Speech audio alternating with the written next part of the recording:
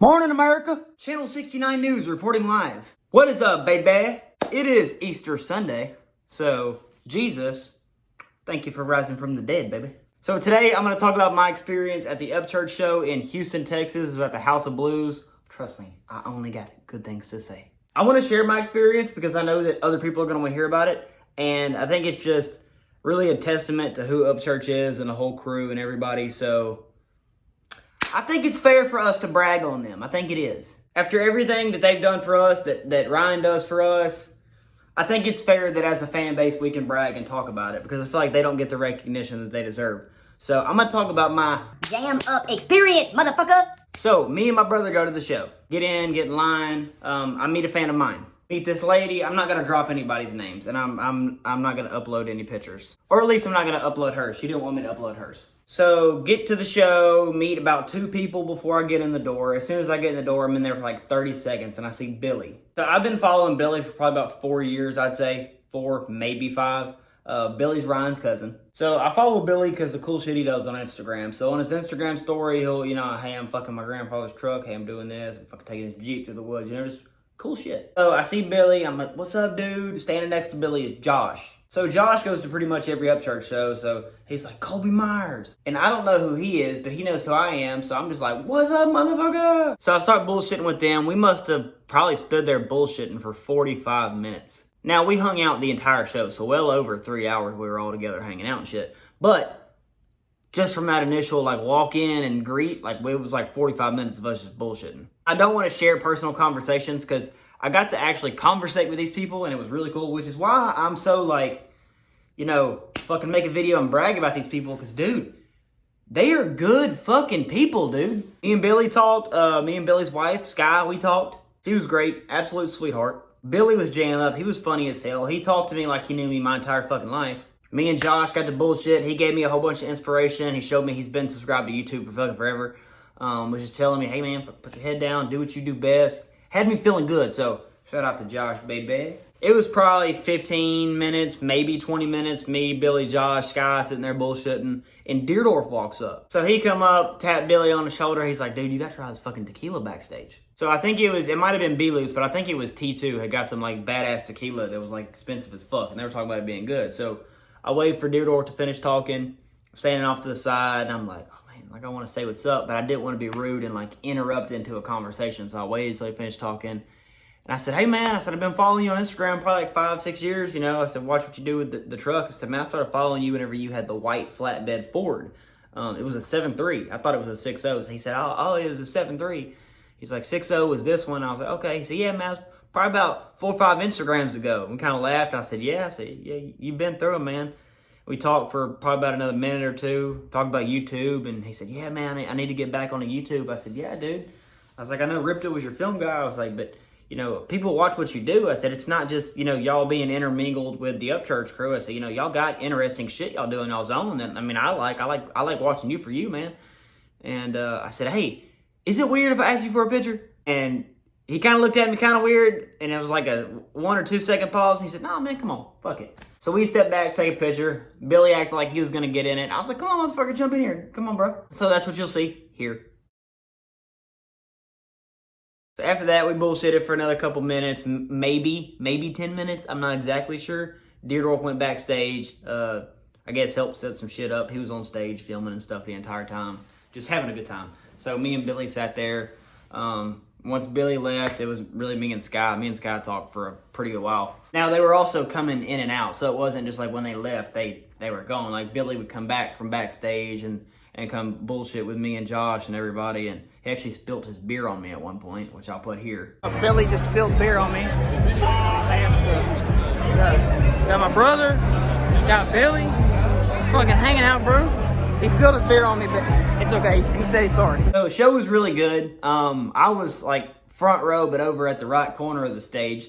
And they had this one security guy, this black dude, and this drunk guy that was standing next to me that kept running his damn mouth the entire show. This guy would not shut up. Billy knows what I'm talking about. The drunk guy looks at the security dude and he's like, hey man, while Ryan's performing, he's like, what you think, man? It sounds good? Security dude goes, Nah, man, that's trash. That's trash. which is funny because if you've been following Ryan for, last couple years, we usually make fun of people that are like that because they're not open-minded, and it's funny to like point it out. So show's good, everything's going good. They wanted Ryan gone by like 10:30. They were like, hey man, you know, time to roll out of here, brother. Oh, I shit you not. It's like 11:30. You know what Upchurch is doing at 11:30 when they wanted him gone at 10:30? Front row, taking pictures, talking to kids, hugging people, signing shit, and interacting with the fans. You know, I feel like that doesn't get enough credit, but that's pretty outstanding. Not to mention a small detail that probably nobody will ever tell you. He probably won't even mention it. So he's in Houston, Texas that night. This is Thursday night. That same night, he has to drive overnight on the tour bus to Dallas, do a show in Dallas, that obviously next night, after probably running on maybe 2 hours of sleep. Once he leaves the Dallas show, they have to drive to San Antonio and do a show in San Antonio on probably 2 hours of sleep. So that's 3 days in a row of a show that night, barely any sleep, traveling to the next show. So that's pretty exhausting. So the reason why I point that out is because him knowing that he had 2 nights worth of driving and probably about 4 hours total sleep in that whole entire 3-day span, he still stayed late to sign stuff and take pictures and conversate with people. That is so fucking overlooked, dude. So everybody's harassing them. They actually had one guy get kicked out, actually like a whole family, because like he was on my side of the stage and I was wanting to be polite. So I was wanting to say, hey Ryan, can you sign my hat when you get a minute, without screaming at the man. And the guy beside me is over here, and Ryan, I'm sure you're watching right now. You looking back, you probably heard it because I've seen you look up a few times. But he's like, Hey, motherfucker, I bought your merch. Sign that. Sign that. and I want you to also keep in mind, so I just turned 22 years old. These people that I'm telling you about, they were screaming, saying those exact things, are in their 40s, dog. They're 40s. Older than me and older than Ryan. I understood that I might not get to interact with him and I might not get my stuff signed, but I'm also not a scumbag. So I was like, I get it. He's tired. He just did this show. He's staying late. He's got to drive. He's still signing stuff. And these fuckheads over here will not quit being rude as shit. So I understood because I put myself in his shoes and I'm like, if I was on the stage signing stuff and people were screaming at me like that, and they're not being polite at all, like they're not screaming for me like in good hopes, like they're screaming at me like I'm a fucking kid, yeah, I would have had a blow up that would have ended up on the fucking internet. And that's what I was thinking. I was like, bro, the like mental capacity and calmness that he has to not just flip the fuck out and be like, hey motherfucker, I'm gonna jump off the stage, punch you in the fucking face. Yeah, that was really impressive. That's something that definitely goes unnoticed. I think a lot of people don't realize that, which is why I documented this whole like concert and the stuff. It's for like the holler boys and holler girls at home that don't get to see, because not everybody gets to see. Not everybody can afford it. And on top of that, he's not going to come to every town. So, you know, not everybody wants to drive fucking 12 hours to a show. Some people do, but not everybody does that. So I documented it. But, and obviously with the fact that I love documenting shit. Somebody I'm fascinated with is Belo. That's another person. I talked to Belo. It was a real quick interaction. He was in the crowd behind somebody talking to somebody. So I waited until he finished talking. I just went up to him and I didn't want to hold him. It was maybe a 6-second conversation. I shook his hand. I said, hey man, I said, good job, Belo. I said, I just want to let you know you were a damn hard worker. And he went, man, I appreciate that so much. I appreciate that. I said, no problem, man. I'm going to leave you alone. I'm not going to bother you. And I went back to my spot. I know I'm kind of all over the place with this, but I think Belo is cool as shit, dude. So I'm fascinated with cameras and film. Like, obviously I do YouTube, so it's content creating. Like, I love creating content, making people laugh and showing people cool shit. But I think Belo has the coolest job ever because he gets to make music videos and just use a camera to make this art come to life. And, bro, that is fucking cool to me, dude. I've never got to play around with stuff like that or be a part of anything like that. But dude, that would be a dream come true to be like, bro, I want to see how you direct a music video. I want to see how you do this. I want to see this. And it's just like, dude, that is fucking mind-blowing to me. That is awesome. So yeah, I would fucking love to just do a day in the life with Belo. That would be fucking cool. Ryan, if you're watching, if you ever want, like on a weekend, to let me do like a day in the life and film like a music video or shit with Belo, bro, please hit me up. I will put my Instagram right here, motherfucker. So anyways, we get to the part to where I get to meet Ryan. I got to work my way through the crowd. And it's a lot of drunk people and a lot of people being rude.